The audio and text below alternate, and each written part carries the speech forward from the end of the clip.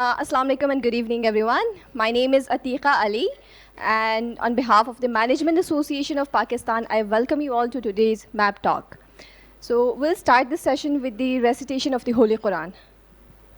بسم الله الرحمن الرحيم الرحمن علم القرآن خلق الإنسان علمه البيان الشمس والقمر بحسبان والنجم والشجر يسجدان والسماء رفعها ووضع الميزان ألا تطغوا في الميزان وأقيموا الوزن بالقسط ولا تخسروا الميزان والأرض وضعها للأنام فيها فاكهة والنخل ذات الأكمام والحب ذو العصف والريحان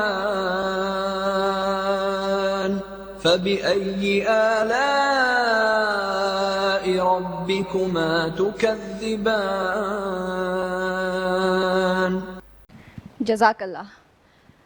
Today's topic for the MAP talk is Beyond Bitcoin, Blockchain, Artificial Intelligence and the New Economy.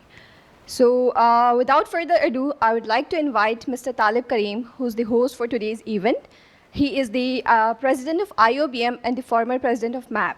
So please, let's welcome him with a big round of applause.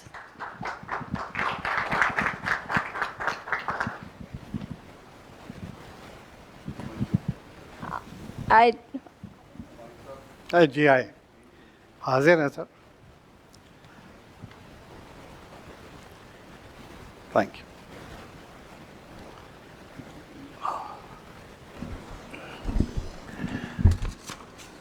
Assalamu alaikum and good evening. So I just mentioned that topic is beyond Bitcoin, blockchain, artificial intelligence and the new economy. I don't think we'll find a better person than Mr. Humayun Bashir to talk about this topic today. Just briefly, I'll give you the objectives of the session. So the session aims to explore how blockchain and artificial intelligence are reshaping the global business and economic landscape. The discussion will examine how these technologies are transforming trust, value creation, automation, and decision-making across finance, trade, and governance. It will also highlight Pakistan's evolving digital landscape and its implication for the future economy.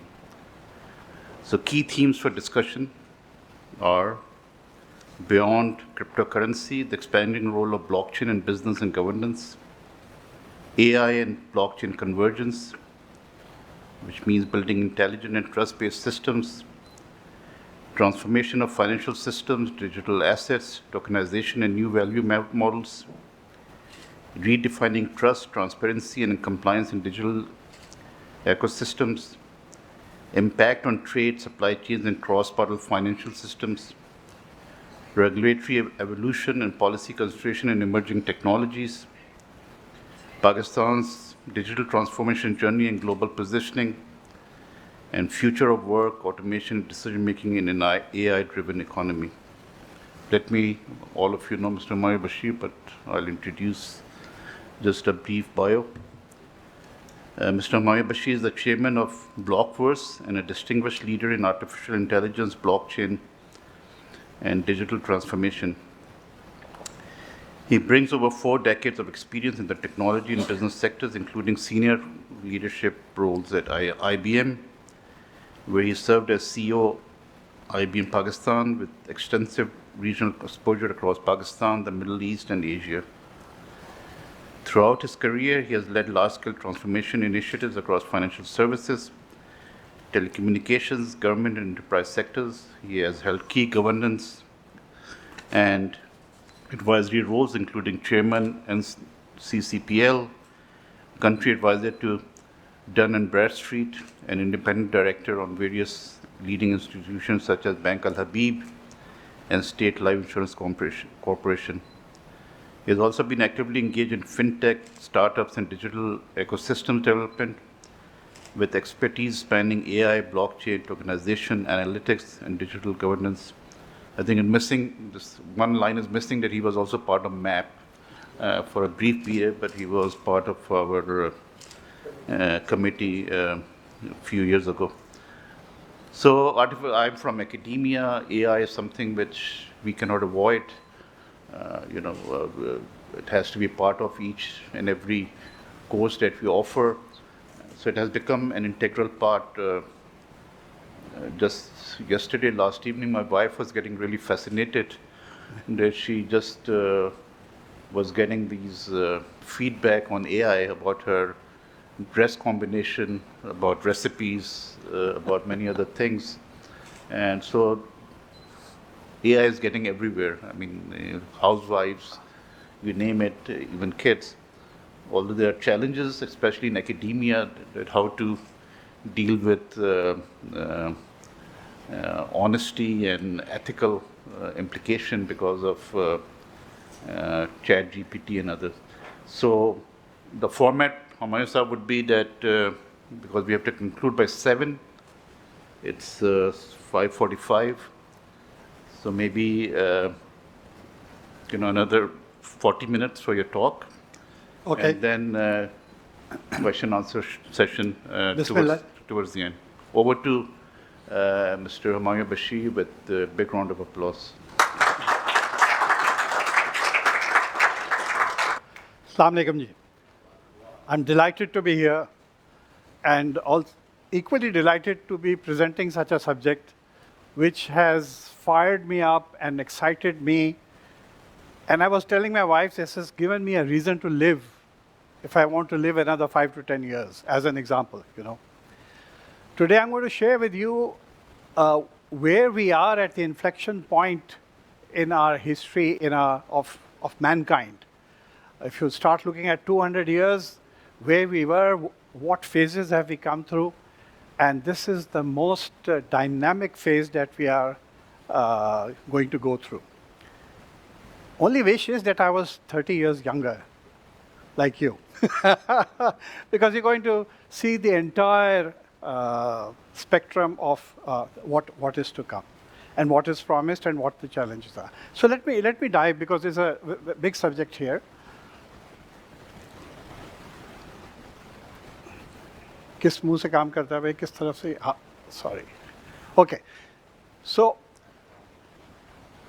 let's look at where we came from. 100 years ago or more, steam engine, electricity, internet was the main line. It took nearly 100 years at that point in time to take us through. The internet took only 15 to 20 years. If you remember, 20 years ago, we didn't have WhatsApp. YouTube wasn't that common. Netflix wasn't that common. All these applications, everything came possible. And I will just walk through why all these things happened, what technologies brought them together, and what the convergence of these technologies brought together. We are now entering and have actually entered quietly this zone. As you can see, it is a parabolic zone. We have a new wave. It will not need 15, 20 years. Next 5 years, you're going to see a lot of changes in your own life, in the international way the banking systems work, the stock markets work, the tokenization, how you buy property, how you sell, how you do transactions, much beyond from what has happened. It is a 10 times, 100 times leap. Let me try and explain. Wave 1 was physical. I'm not going to read all the things on the chart. It was physical, industrial. Wave 2 was digital and transformational. It's a bit of repetition from the last chart. Wave 3 is cognitive and decentralized. It is core tech is artificial intelligence and blockchain digital assets. And I will explain why blockchain digital assets and AI, they are the perfect combination for a perfect tsunami. There is a quiet redesign of the financial system, of the US payment system taking place. I'm not sure everybody in this audience has realized what is happening and what has happened over the last 15 months.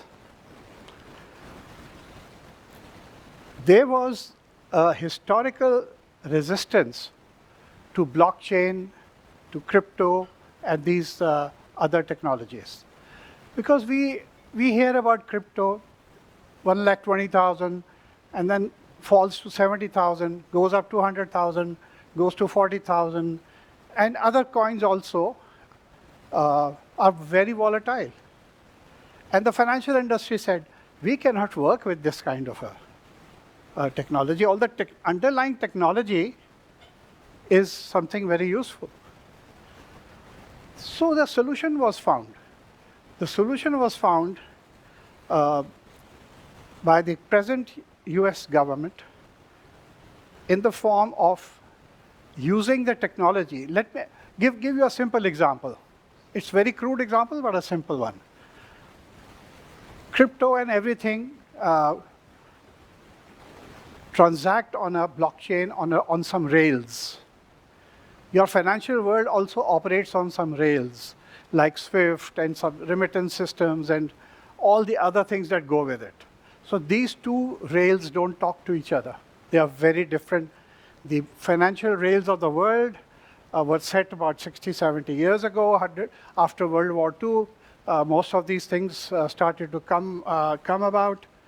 This technology of blockchain actually came through just about 10, 12 years ago. The real push has come in the past few years. So the US government announced something called stablecoin. The concept of stablecoin was there earlier on as well, but the support from the governments were not there. Finally, we have a lady joining us. Welcome, Uzma. I was saying कि पूरा male audience है. So stablecoin basically is one US dollar treasury equal to one stablecoin. If you want to issue a stablecoin, you will back it up with mainly US treasury. So it is something backed up. So $1 is $1. There is no fluctuation. The beauty is that the US stablecoin, which is called USDC or USDT, USDC is Circle company has brought it. USDT is that it is brought by it is owned and managed by a company called Tether. And there are several dozen more in the marketplace. USD1 is also an important one. But what I remember is 70%, 60% of the market share is USDC or USDT. When you want to operate on blockchain, crypto, and this kind of a world, I want to send you some money. I can send you money in 1 minute or less using the USDT, and you will get USDT in your account or USDC in your account. And it will be done at cost of few seconds, a few cents, I mean. If I were to remit using SWIFT, it will probably take 2 days at best. My remittances usually take more.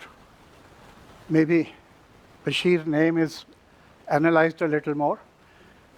Here, everything comes very fast. So the financial world, the other world started to appreciate this. Then there was this finality of the blockchain. All transactions are written. There are multiple nodes in the world where the transactions are being written, and nobody can fudge these transactions or change these transactions. Because of that, there is a lot of trust that is there in the blockchain and the associated things that go with it. For a moment, I want you to forget about crypto, Ethereum, Solana, all that. This discussion, this business is not about that.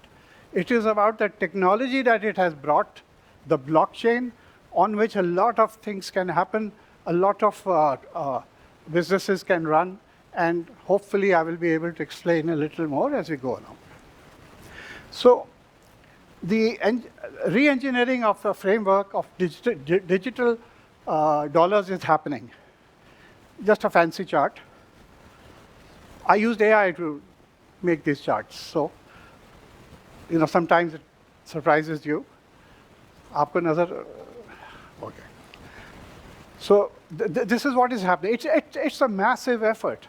Today, $320 billion worth of stable coins are there in the world. And the challenge is that those stable coins are not earning anything directly unless they are invested in some crypto, buying some crypto or trading some crypto. So there is a demand that there should be, because it is backed by US Treasury. US Treasury gives you 3 to 5%, depending on the tenure. Why shouldn't stable coins also give you something? There are arguments between the banking sector and the blockchain crypto world sector, and a Clarity Act is about to be passed. It has passed, I think, one of the houses in the US. Once the Clarity Act is passed in the next few months, that will open further doors for this technology to be adopted. However, nothing is stopping further progress. So what I want to give you an example here is when technologies converge, they create trillion-dollar platforms. Imagine what happened when smartphones, GPS, online systems came. 30 years ago, we didn't have much of this. In the last 30 years, we got all this, and the human mind said, okay, if I connect this to this to this, I can have an Airbnb type of application. I can have a Uber, YouTube, Meta, and hundreds of these companies came up. This is the intersection and convergence of three separate technologies. They were smartphones came independently. GPS was designed basically for the US government, defense, US defense. Online payment systems evolved over the last 30 years. So when you connect all these three, you can use your imagination and create a new business model. Work from home, sell things from home, advertise on different social media, take the orders, get the payments online, and you have a two-person business running for you. So going further, now imagine that blockchain and AI, they are converging. This is the massive tsunami we see over the next 5 years. When both of these combine, the intelligence that is coming in via the computers and the different stages of AI, I will talk a bit about that. What will happen in the world? So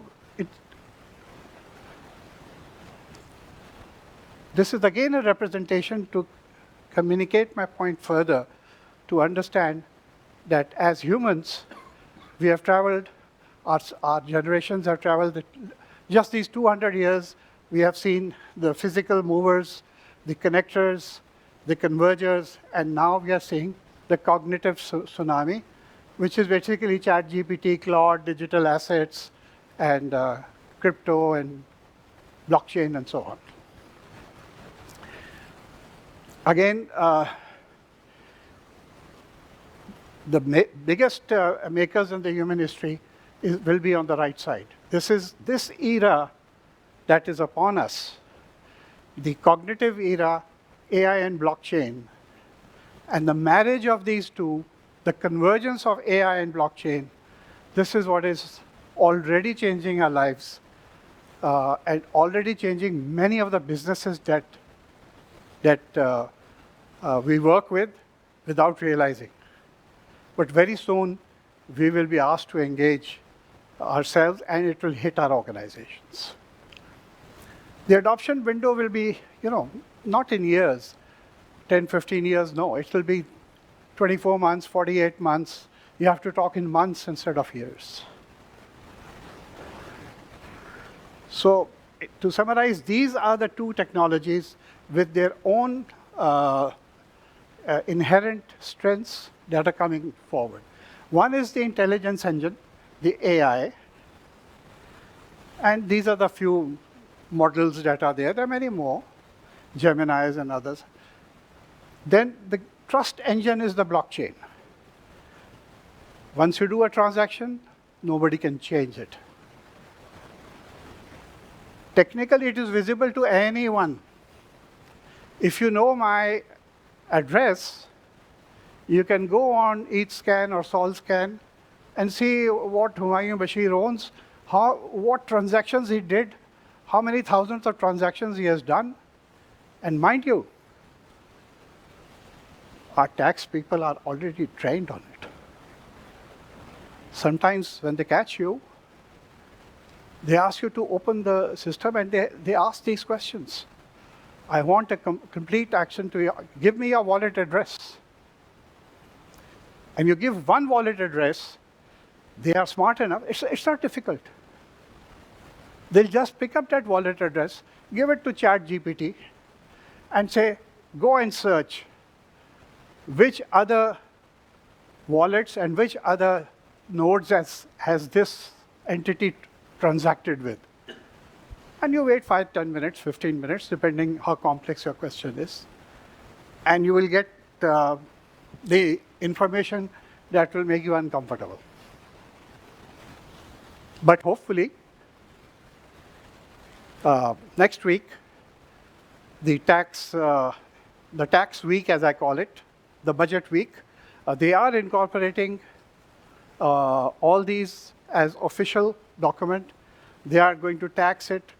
My proposal and suggestion has been to treat it like stocks, 15% on profit and 15% on dividends. And whatever you are doing for stock market, do it for crypto. Although Thailand, UAE, Estonia, dozens of other countries have declared zero tax, zero capital gain. Trump government also wish to do this. I don't know whether they will succeed, but for Pakistan, the story has a very different tune. I will talk about it. So I just summarize here. When these two technologies are getting together, imagination is there's no limit to your imagination what you can do. And the next 5 years, 10 years, leaps in every field, be it medicine, be it legal, be it productivity, GDP growth, will grow by leaps and bounds. I just threw in this chart to give a perspective. The entire world assets are about $1,000 trillion. This chart is a little old, it's $900 trillion. Much of it is in real estate, equities, bonds, and some other money, cash, etc. 30 billion or so are in gold. Only 4 trillion or 5 trillion are in stablecoin and crypto. So the naysayers say, this $4 and $5 trillion thing the tail will wag the whole dog. It's not It's not about crypto, it's about the technology. And I will try and prove it to you. Let's look at the AI evolution for 3 charts, and then we come to the point I just mentioned. So we are in wave 2 of generative AI. What we do is it is asking it to do thinking and advising. It is prompting and reviewing. We are more in chat mode. We used to do this with Google. We used to ask a lot of questions. I still ask my wife, why don't you Google and find out? Why are you asking me? वो खैर जवाब आते हैं आप किस काम के? It's okay. It's okay. So everybody understands what I mean. Lekin Google, you ask one question and Google will go, fetch the data and present it to you. And also give you several other references to get more data. But when you do it with ChatGPT,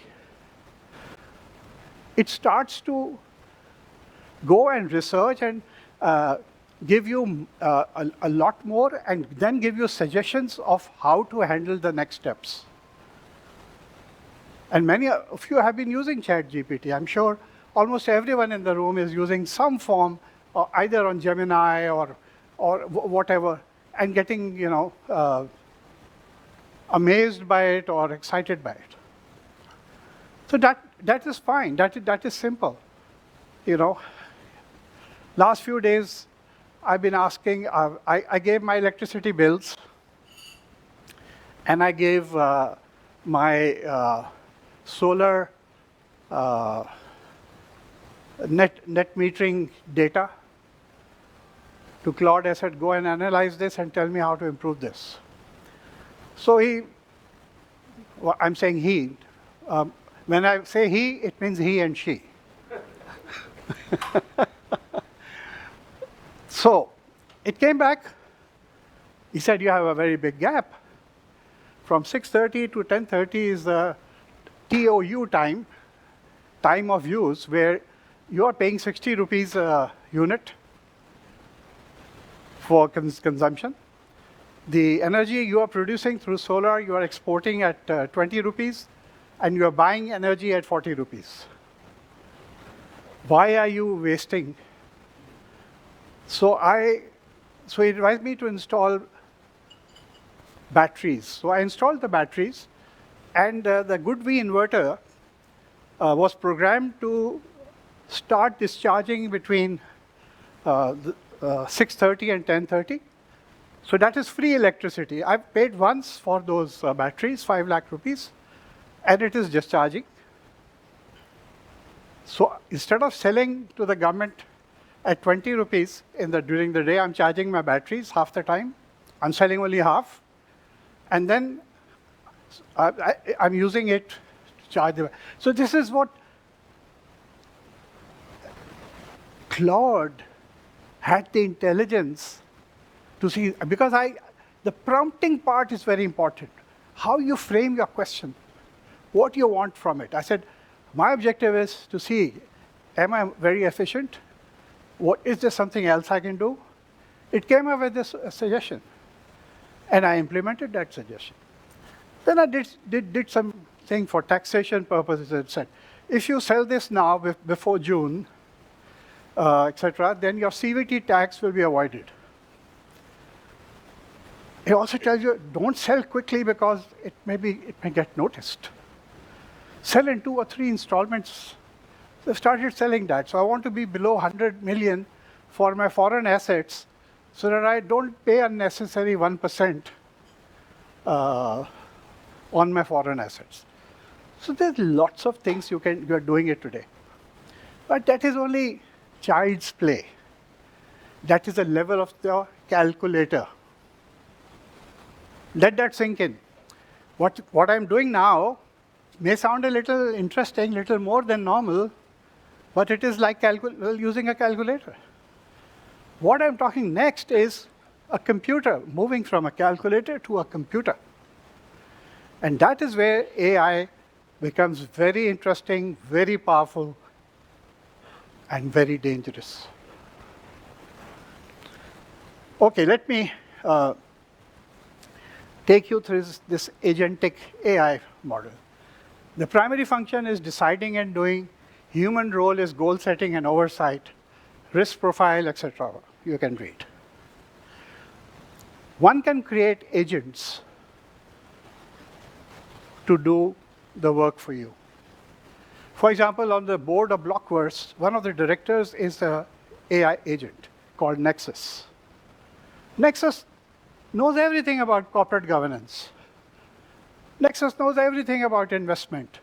Nexus knows everything about all, so we have to ask him to every morning sweep and read 5,000 newsletters or the news around the world, in financial world, what they are doing. We are also experimenting trading. So it's not outstanding success so far, but we're training the bot. I am training the bot already to, I've given access of my Gmail to Claude. Claude picks up my Gmail, analyzes what is important. It has the sense to analyze about general mail, about if there's a reminder and there's a sharp tone in that, so it comes back and gives me, these are 3 you need to address. And it manages my diary. This is again calculator stage. When I start using proper agentic AI, I will tell Claude, listen, I need to build a shelf. This is the approximate cost I want. Order the wood, contractor, etc. Get the job done, and then let me know. And I will come at the end to see, I've given the design. I will approve, give me 3-4 designs, I will approve the design and get it done. Or, I want to travel to London. On this day, I have 2-day meeting. Check my calendar and make the airline bookings accordingly. And then I have a booking in Dubai. Book a hotel, do everything to get me back in 7 days. Comes up with your airline bookings, uses your card to book the airline bookings, your hotel bookings, your Airbnb pickup or other taxi pickup bookings. It acts on your behalf. For a moment, think that if I create 50 of these, to do, it's in my organization, I create 50 of these, and I give it the instructions. The 50 of these independent agentic next level AI models will be working. So what will happen to the jobs? I was talking, I'm advisor to 𝐀𝐝𝐲𝐶. So I was talking to the HR. I said, do we have a job role description for the CFO? So while we were talking, I was feeding Claude. So in 3-4 minutes, I said, I sent you the job description. Please issue it. She wanted 1 week. No, I have to see this, I have to see this. So she was telling me what she has to look at. And whatever she was telling me were the parameters that I was putting into the system. My cousin came to me and described his problem. While he was describing his problem, or a better example, a girl came from one of the chambers. Let me not name the chamber. And she wanted to do some research on fintech and others. How many fintechs are there? What are the rules? What is the opportunity in Pakistan? People think I'm an expert on everything. I don't know. I know about fintech, little more than some of you. I don't know. While she was talking, I was putting all the questions in. I said, I like taking notes if you don't mind. So after 45 minutes, I said, so what's your target now? You have to produce a report. In about 6 weeks, I have to produce a report. I said, I just sent you the report. Believe me. And the kind of things I didn't even ask, Claude went and explored those things because it had the cognizance and the knowledge that these adjacent areas are also important. You know? And I don't know what happened. Claude came back to me and said, Humayun Sahab, Are, how has this Sahab come in? Do you see my white hair or what? You know? You see, now I'm talking to Claude. Claude knows my this daughter is in Dubai, this daughter is there. He knows my family, he knows my health issues because I share my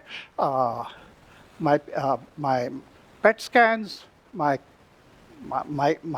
cancer diagrams, etc., to get the next treatment. And I'm able to go to the doctor and ask intelligent questions. Not become a nuisance, but help the doctor and help myself. So this is what is happening. The agentic AI, we have been talking about all this. The inflection point AI that plans, decides, and acts autonomously across multiple systems. This is the game changer. It is already happening. It is already happening, and it will multiply 100 times by next year. What has happened in these 5 or 6 months is amazing. Anthropic announced that it's announcing a tool to convert the COBOL programming to the into new programs. Just go and search 3 months ago, IBM stock fell 13%. Because the large mainframes in the world, I mean, a lot of people are using COBOL still. At State Life Insurance, I'm on the board, and I was shocked. I installed these systems 40 years ago, and they're still using COBOL. We moved them to Oracle and others. They modernized in the last 5, 6 years. So the Anthropic and others will come after each and every industry. So there are, in the field of architecture, they will come in specially. They know food, manufacture, supply chain, etc., they will come. So what will this do? What we are talking about is GDP growth of 10, 20, 30%, 100%. You may not believe me at this point in time. This is what we are talking about. This is what the curve shows. These are models that have been fed. However, you will see a minus 10%, minus 20% decline in employment. I don't know whether you have seen a clip that is becoming viral. Elon Musk says, work will be optional in future. 20 years from now, work will be optional. We will produce so much in terms of agriculture, food, production lines, cars, or whatever is needed, and all done majority by these agents that you will create, even the robots that we will create. So there could be 1 billion robots and agents in the world in 20 years' time, working 24/7 and not complaining at all. So Elon Musk says, in the future, people will work only to stay busy.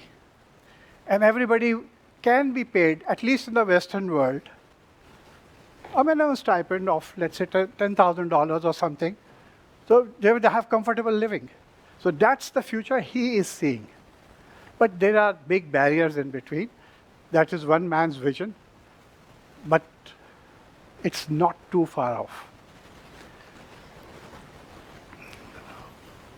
My apologies, these charts are little, it's a repetition though, that the two inventions created the most wealth in human history was steam engine and electricity age. Then it was the internet and the mobile. And now the AI and blockchain. So the first one created 340x growth in GDP in 60, 70 years. The recent one after 25 years gave 280x growth in recent years.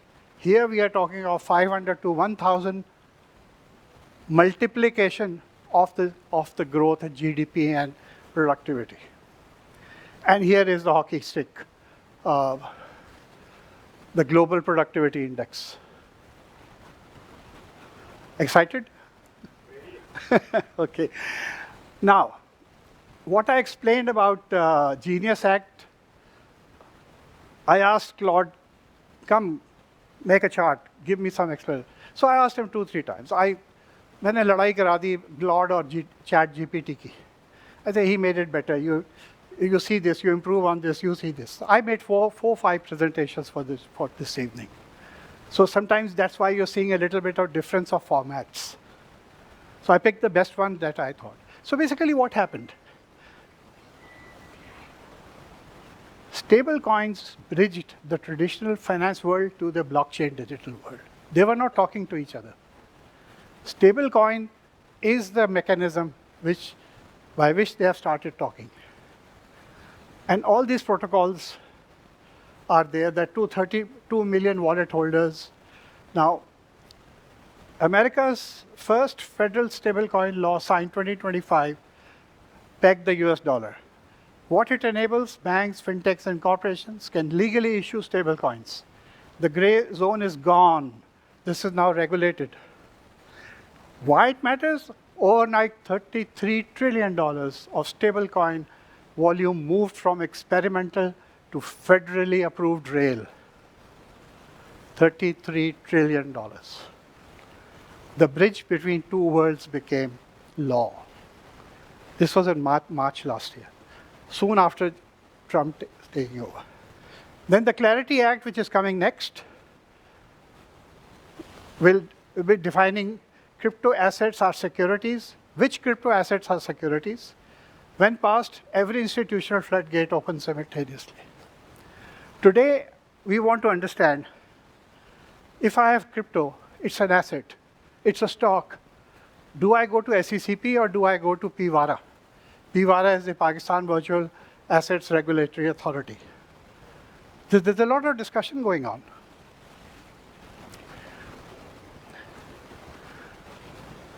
The next two charts, I think, will sum up some of the things that I'm trying to communicate, the changes that are coming. This is the adoption cascade. Look at the companies on the left. I just listed a few. BlackRock, Citibank, JP Morgan, Morgan Stanley, Franklin Templeton. 3 of these stood before Congress, and it's on YouTube, only 4 years ago, and said blockchain, crypto should be banned. This is the worst thing that can happen to America and the world. And today, they are leading and jumping over each other to adopt it. Stock exchanges, NASDAQ, the clearinghouse, SWIFT. SWIFT resisted in the beginning. Now they have 27 pilot projects going. Otherwise, SWIFT will be wiped out. SWIFT takes 2 days. It charges $50 to $100. I can remit on blockchain in less than a minute, and the charges will be a few cents every time I say seconds. Countries that have declared and started building a reservoir of blockchain, of crypto, of Bitcoin. This is just a partial list. By the way, Pakistan, do you know that Pakistan has passed a law of Digital Assets Authority? Already it has a board of directors. It already has money because it has seized several $1 million of Bitcoin and other currencies which are in the custody of FIA. So they are in the process of appointing a CEO. Any one of you interested can apply. We are not far behind. So all this is possible because of speed. It's t plus 0 versus t plus 2. It won't take 2 days. It's now an instant, what we call atomic speed in our parlance. Cost is 0.5% versus 5 to 8%. These are programmable contracts. These blockchains and currencies have inbuilt programmability. So sometimes when you send some invoices for payment, there are 4 or 5 checks before you make the payment. Or when you have to issue a dividend, 4 or 5 people sign off at State Bank. If I'm talking of Russian digital dollar account, it's not straightforward. It goes through 7 or 8 desks before I get my coupon payment as well. It is all programmed. It will be done in a matter of seconds. And if it doesn't meet the requirement, it will throw an objection. And the Genius and the MiCA is the European one. The VARA, the Virtual Regulation Authority, Dubai and Hong Kong and all others have launched this. Pakistan has PVARA. It's passed by Parliament finally, 6 months ago. So, the punchline is here, which you cannot read. They didn't move because blockchain was fashionable. They moved as the math was undeniable. Okay, the future of work. It's a long list. I just picked 2 or 3 areas. Banking and finance, I'm very closely associated. I've served on 3 or 4 boards of 3 or 4 banks. Currently, I'm on Bank Al-Habib and 𝐂𝐲𝐜𝐴 Microfinance Bank. Although I'm finding it difficult to convince everybody there. And I will explain where the challenges are. Banking will see major changes. Medicine will declare the development of a new medicine takes 10 years and costs several $billion. If we give them all the power of AI, it can be reduced to 2 or 3 years. Imagine the cost of drugs that can come down if the companies choose to pass the benefit. But because there will be many people doing it, competition will bring all that to humanity. Similarly, law and compliance. You have all the time State Bank coming up with new regulations, SECP coming up with new regulations. Your agent will check every day and inform you and give you an analysis what to do. It's like an employee who's checking. So it's all there. I come to Pakistan. You can read the chart while I take a sip of water. We are a big player in this market. We are number 3. We are number 3 only after USA and India.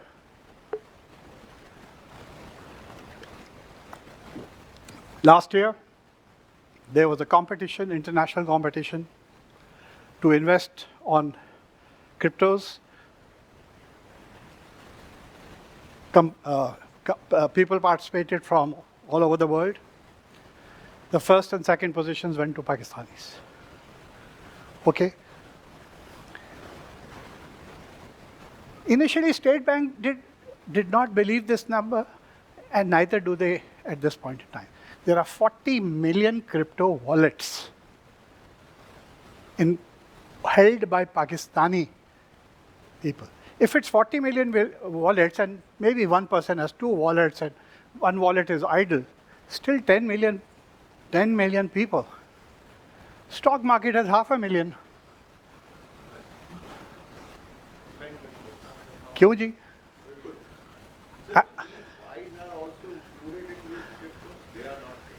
What? The wallets like Wise or different wallets. Whatever is a crypto thing would be on the wallet. So that wallet has a Bitcoin, it could have Solana, etc., USDT, USDC, and everything. That is your way to transact. No, but that is not relating to the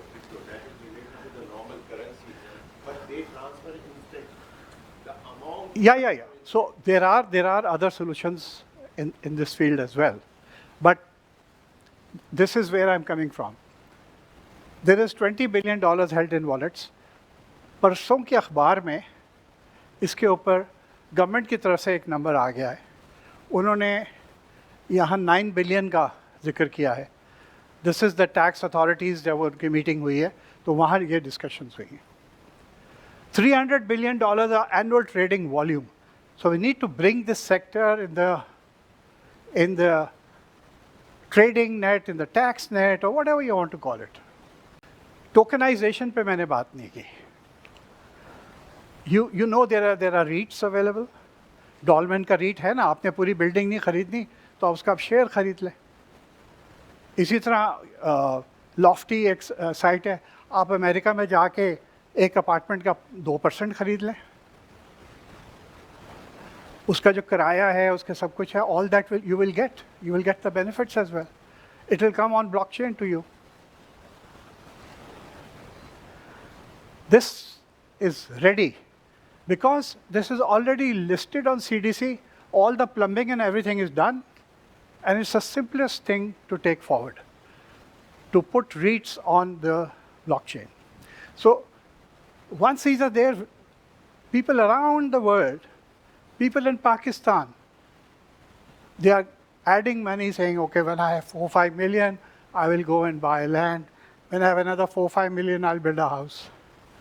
So why not keep buying small chunks of property as a token of our property? 1% of a property, 1% of an apartment, and so on. Similarly, there are many other government bonds, 𝐂𝐲, savings certificate. If they are 24/7, today if you want to buy a Behbood certificate or a national savings, it's a nightmare. Imagine you go online and you buy it in 5 minutes. This is a little more on that. Pakistan currently has 9 billion in deposits, so it can easily become 15 billion or more. Last but not the least, while making this presentation, 3 or 4 approaches, I consumed several 100 liters of water and several kilowatts of energy. The kind of power that is needed to achieve what all I am talking about, the US electric power, which is probably over 40%, 35-40% of the world, has to double in the next 3 years. You cannot build nuclear plants in 3 years. So it's becoming a very, very big problem. And every company is spending trillions of dollars on building new data centers. I'll be honest, last year when I saw that Maari Petroleum has kept aside 20 billion rupees to build tier 3, tier 4 data centers, I wondered what they are doing. Then I went and met Sky47, the CEO, and they have a great plan. There are some people in Pakistan who are thinking ahead. What I'm saying here is, I'm admitting all this knowledge was not there with me 1 year ago. All this knowledge of AI and blockchain, etc., I've gathered in the last 9 months, okay? And I love it. So then there'll be a lot of consumables, waste, etc. These are big challenges we have. Jobs is another big challenge. If 20% people lose their jobs in the next 5 years, what will happen?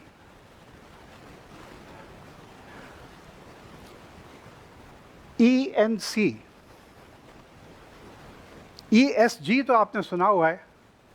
Now you will be hearing about ENC, Ethical Nightmare Challenge. And you will have to have a committee of ENC teams within the organization to manage this. And it will have a charter to do things in weeks, not months. Because then it is too late, that the new problems have taken over. another representation of the challenge. We are looking at that blue thing, but there is a lot of problem beneath it, a lot of baggage that we are carrying. So, second last chart, executive call to action. First of all, there is governance needed.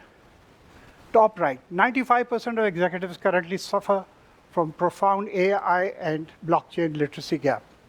I would say 98% here. I'm going to every organization. My company has given presentations to about 10 of them. Tomorrow morning we are doing it for NCCPL, okay? So we are learning also from them. They are learning from us. But most of them, it's difficult for a 40, 50-year-old to say, I don't know this, It's difficult. So I offered to the State Bank Governor also that we will give you a program that at NIBAF, the training center of the banks, you introduce 1 week of blockchain and 1 week of AI training and all the other programs. We have also launched training programs with universities. One of the universities launched a summer program, got 9,000 applications, 2 hours a day for 6 weeks, 9,000 rupees, 9,000 applications. So they're doing it 3 times a day, and they're doing it online at 4,000. So there's so much demand out there.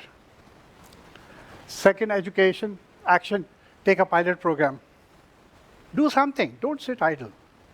After this presentation, go and start introducing something, giving some challenges.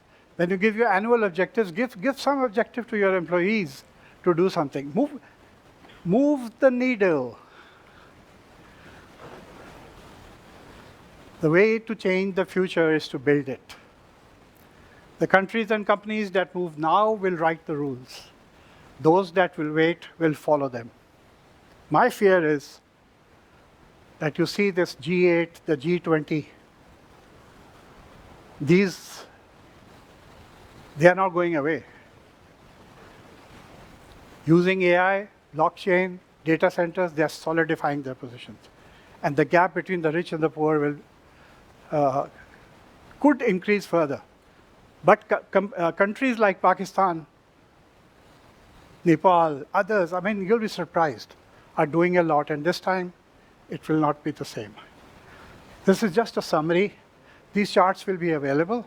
All these things I talked about. AI's hidden cost. And finally, last night I saw this, because this gentleman, our minister, is in China, and he gives very good motivational TikToks on the net, and he's doing a great job, I think. Jokes aside, he was very busy. He was traveling to China. I tried to meet him, but I hope to meet him soon. He says, next chapter must build intelligence, talent, and autonomy. CPEC's first chapter was built roads, ports, and power. The next chapter has to be on this. CPEC's next chapter, Turning Point Youth into the world's AI and robotic workforce. This is the right direction the government is setting. Whoever is running in Islamabad or Pindi are doing the right things on this front. Okay, ji. Thank you.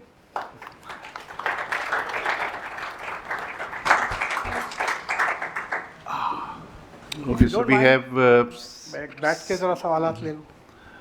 17 minutes until 7. So if we have questions, please keep it as a question, not a statement, because I'm sure there'll be multiple questions. So if someone will pass a mic to you. And again, request is to keep it short. Assalamu alaikum. Ji, Dr. Syed Mohammad Khalid, I'm representing Grow Group USA. Okay. And I've got multiple, in fact, more than multiple questions. Right.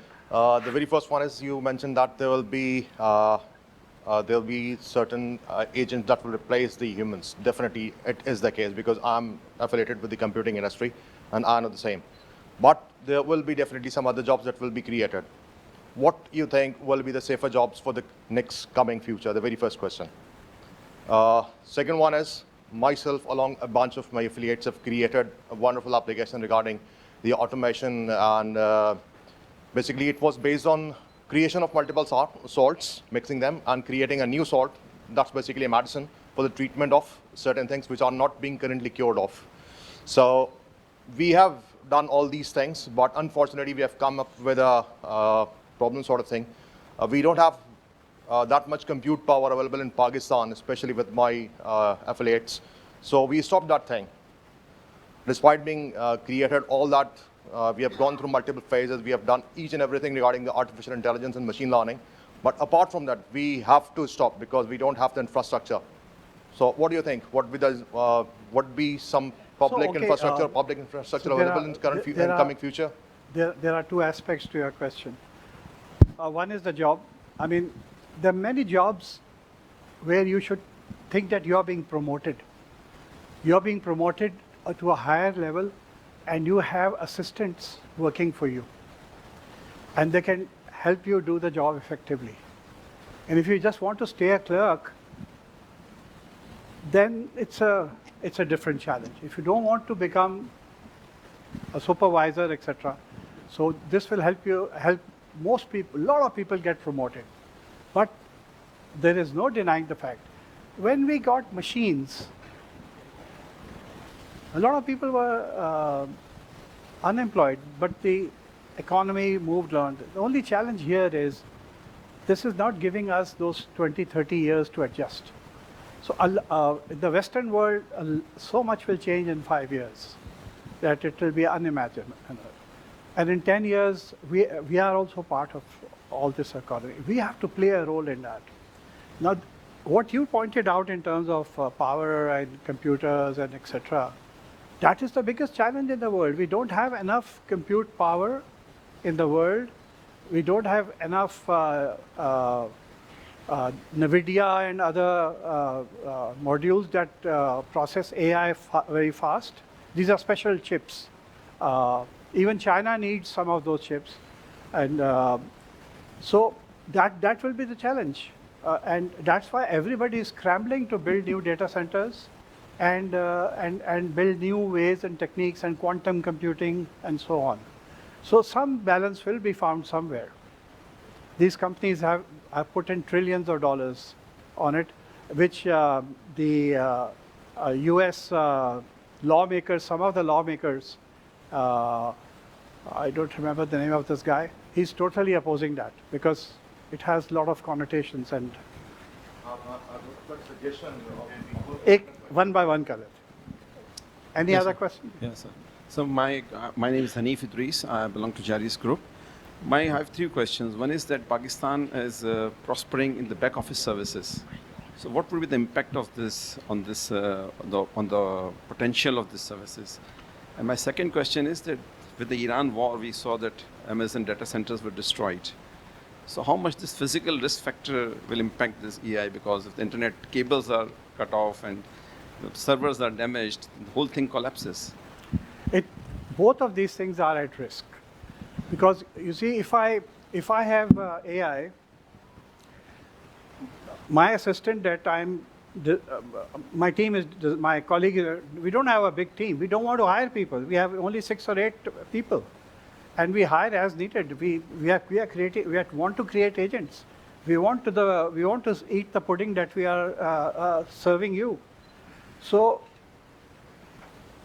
I will connect all my travels and expense account receipts and everything, and ask Claude to handle it and submit my expense accounts and verify my bank statements whether it is paid or not paid, and do all those.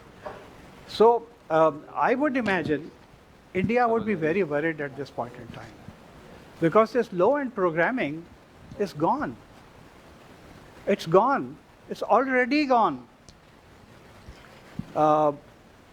Just watch the numbers of Meta and Google, etc. What type of people they are hiring and what type of people they are letting go. This is already happening since 2 years.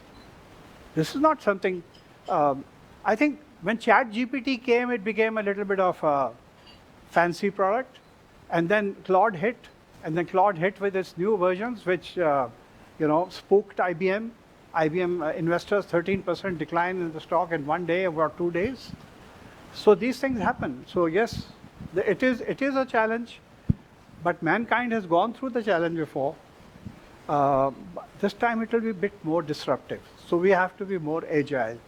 One way is we study and be part of this bandwagon, because there are a lot of opportunities on this bandwagon. We have the know-how, we have the people, we have the energy. Our people want to do work. Our people are happy to do work. The mindset in Europe and America generally of the local people is that they are not that hungry for work. It is the Pakistanis, Indians, and Filipinos and all that. When we go abroad, we are hungry for work and we are hungry to deliver. They also have aged population. That's a challenge. Yeah, declining population. Some other things are working in our factor. I think our time is coming. Just a quick one. Since Salif Saab is also here, now the challenge I see is also how the academia, because we have a new generation coming up with this AI, crypto, and all this environment, how we have to now start looking into our whole education system also with that. And being in Pakistan, we are not ready for this change. We still go to the old mythology, but I think so. This is a challenge that the whole mythology has to change for the education system also. This is what I see. I'll give a short answer. My two co-founders of Blockverse are not sending their children to university.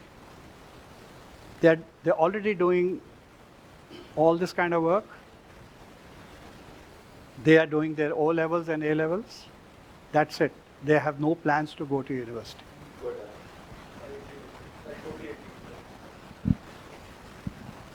Thank you, myself. I have a small question too. Ji, aa rahi hai awaaz. It's okay. Okay, so you showed one of these slides which had Pakistan at number 3 globally in terms of investments in crypto. Now, if I recall the number correctly, Investment nahi hai. It is number 3 in terms of activity and in terms of wallet growth. Okay, so numbers nahi, wo number 200, 300 billion to kuch number nahi, koi number nahi hai. 300 billion is the total trading turnover, right?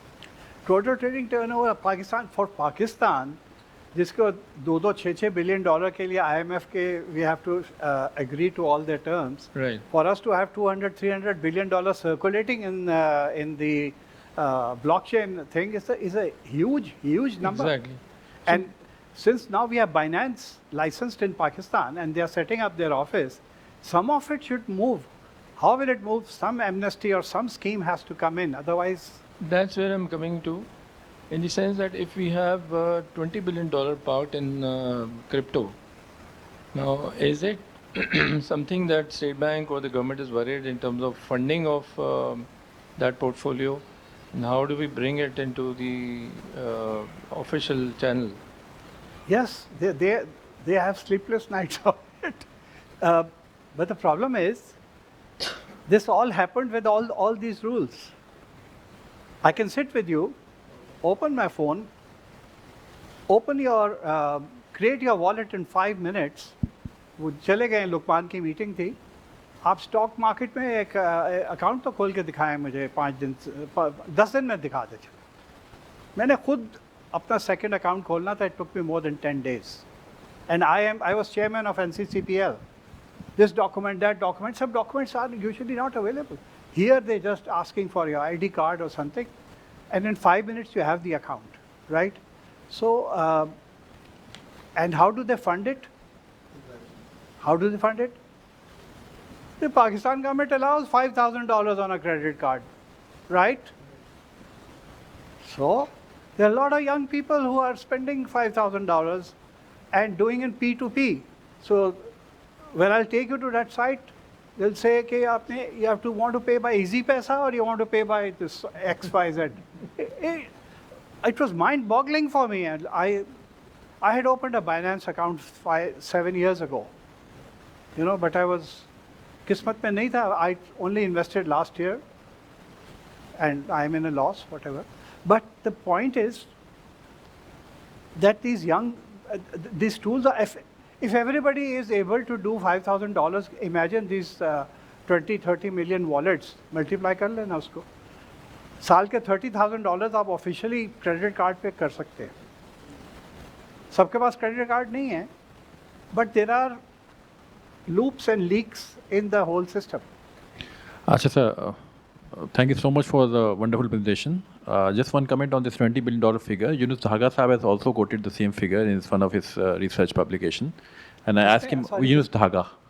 So I asked him about the source. He said it's something from, the drive from some Chinese research. It had some basis. Yesterday yesterday's newspaper में मैंने पढ़ के उसकी तस्वीर कहीं ले ली है. They are talking of $9 billion. मैंने कहा चलो 9 तो माने ना. Exactly. Achha, my question is, sir, that government of Pakistan has announced to convert a part of our foreign exchange reserves into a Bitcoin reserve.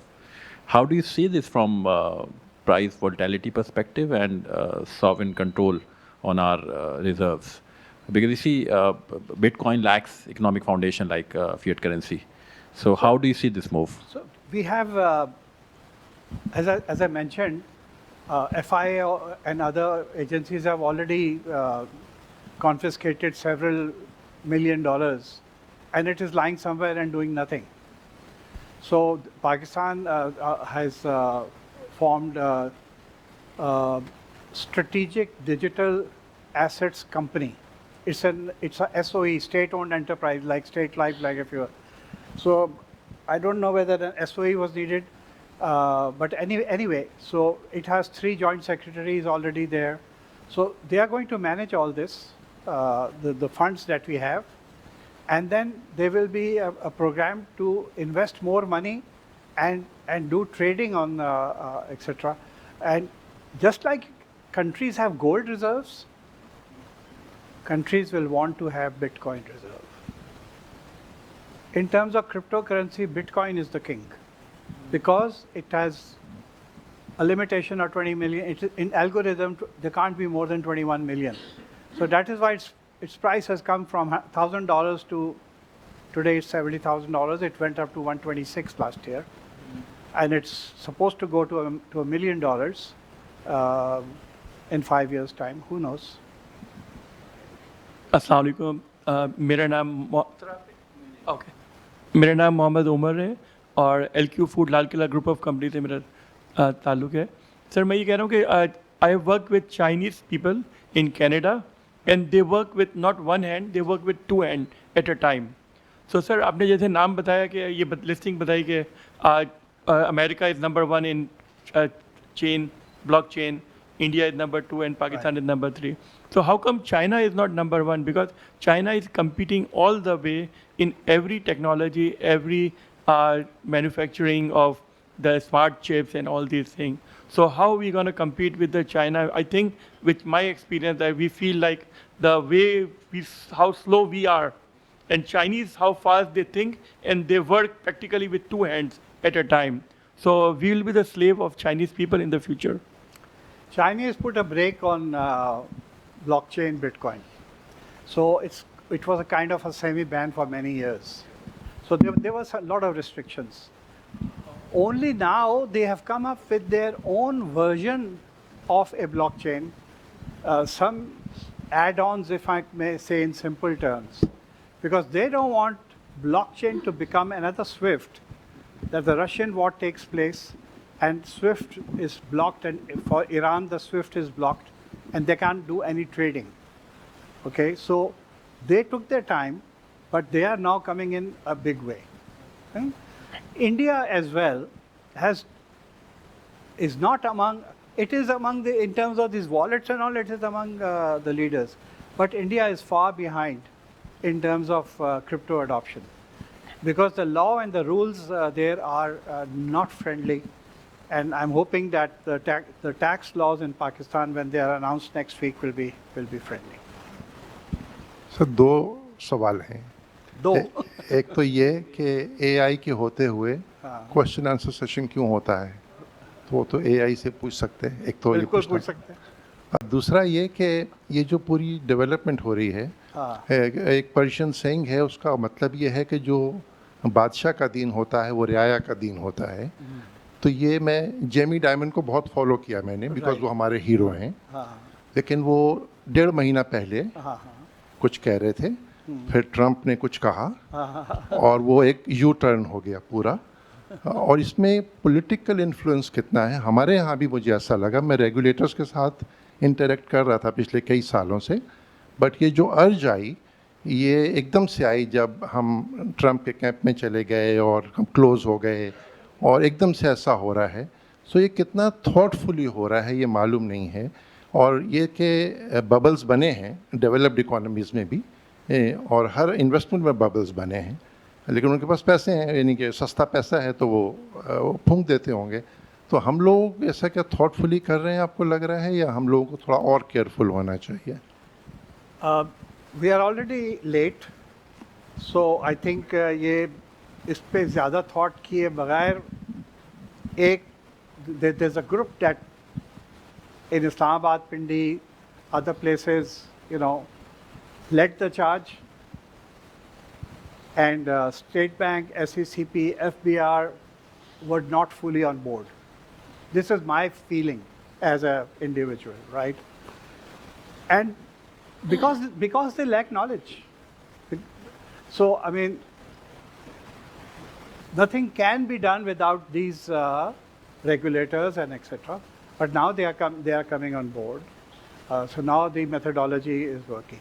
So you see, I think the problem is that when you also bring somebody from outside, you can't appoint a government servant or somebody and say, okay, please lead this, right? You need a dynamic man, a crazy man like Bilal bin Saqib, working 16 hours a day, always thinking of something, doing something, And he's a live wire. I think he's the right man for the job at this point in time. And all those things are falling in place. It didn't happen overnight. आप देखें कि the ordinance was passed and the ordinance expired. फिर से उसको activate किया. I think it expired again, and it took a long time for Senate to approve. And now it is approved, right? So Binance was given a NOC, and several other companies were given an NOC, but their progress was slowed down because in 3 months' time we couldn't pass the law. We took 9 months to pass the law. So there are checks and balances. So somebody is moving at a faster speed than the government is used to, so the others are catching up. Okay, sure. One very short question, Humayun Sahab. It's a continuation of what Intisar Sahab asked, and I think maybe it was not fully addressed. He talked about the change in universities or education, and you gave an example of 2 kids in the family who don't want to go to university. But then when I look at the last slide that you showed here on the future, the call to action, you said governance, and then the second thing you said education, and you mentioned universities there.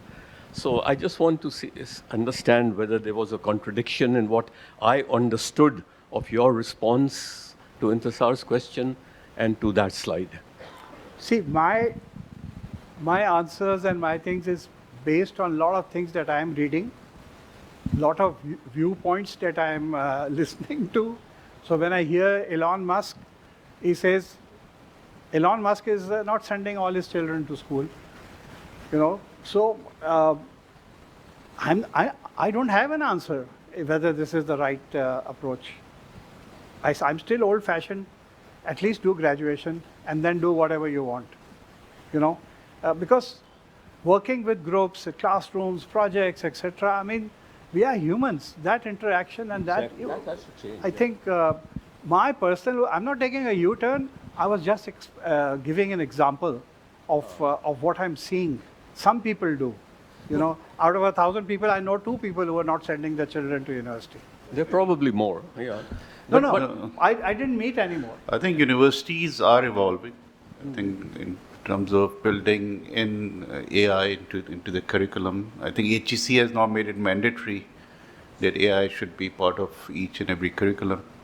we have to evolve in order to compete. So besides skill set, of course, there are other, critical thinking as part of the university curriculum. There are ethical values that needs to be inculcated. Gen Z and then the next generation that is coming up, Gen Alpha and Gen Beta, they're also born now. I think there's going to be a big challenge for universities to evolve around them. So at one time, university used to think that kids are going to adapt to their needs, to university's needs. No, it's the other way around. We need to adapt to their needs, and we need to change both the faculty. I think the lady wanted to ask the questions. I'm going to give her the opportunity because she's, as you said, Absolutely. is a lone representative here. So please. Can you hear me? Yes. Please. Okay. Somebody asked the question, if there's AI, why do we need to have QA? And I think that's because the Humayun has knack for expressing very complex ideas in a very simple way. So I think that's why. Thank you, Humayun, for, really it was very good. My question is that, you mentioned about the disparity in the world and the increasing gap between haves and have-nots.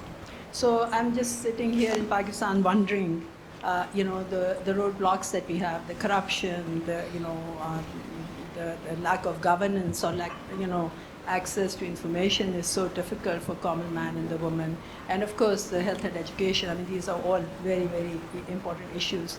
So I'm just wondering, how do you see AI and blockchain tsunami washing over these, and hopefully taking them away from us? So I just want to hear your thoughts on that. Thank you.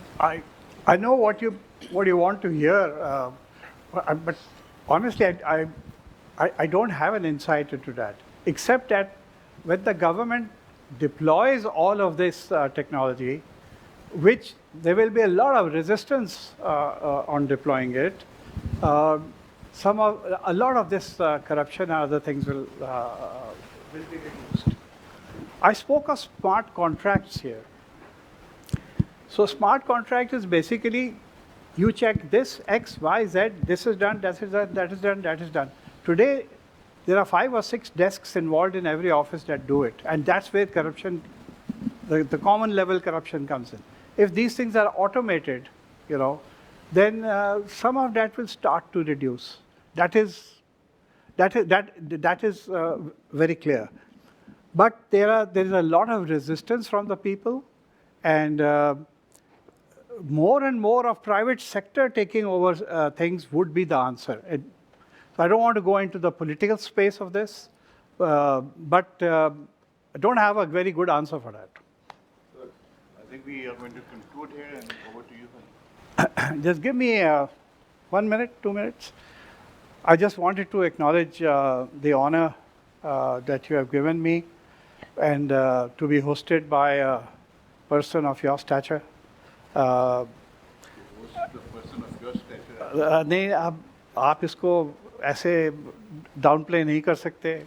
What you are doing for the country, what your father has done for the country, you people have set up this IOBM, and you have spread the light to thousands of families, and it has affected millions of people.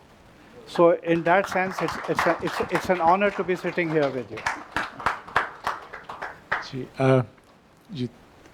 It is my duty to thank the audience and of course Talib Saab and Humayun Saab for making this fascinating presentation.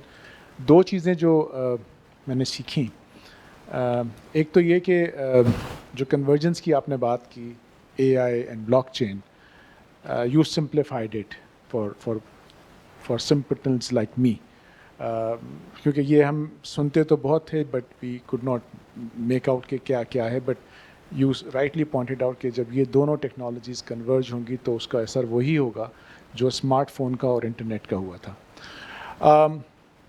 दूसरी चीज़ जो आपने कही जिसमें governance का part है, जावेद साहब यहाँ बैठे हैं. जावेद साहब is one of the he's part of that panel which interviews companies for the Corporate Excellence Award that MAP runs every year. और जावेद साहब और फैमको के नुमान साहब की जद्दोजहद थी जिसकी वजह से इस साल हमने अपना question after many years, I think 15-16 साल के बाद हमने चेंज किया है. और उसमें again to give credit to Javed साहब एंड नुमान साहब, दे हैव एडेड AI. हालांकि शुरू में थोड़ी सी हमारे यहाँ कुछ लोगों का ख्याल ये था कि it's too early, but I think what you have shown today justifies के गवर्नेंस लेवल पे AI का होना बहुत ज़रूरी है, which and I give credit to you, Javed Saab and Numan Saab, for that. Thank you very much. With that, I would like to now give a small token of appreciation from our side, which is a plaque or memento that I would invite our two council members who are present, along with Talib Saab, Zubair Saab and Intisar Saab, to please join Talib Saab in giving this memento to Humayun Bashir Saab.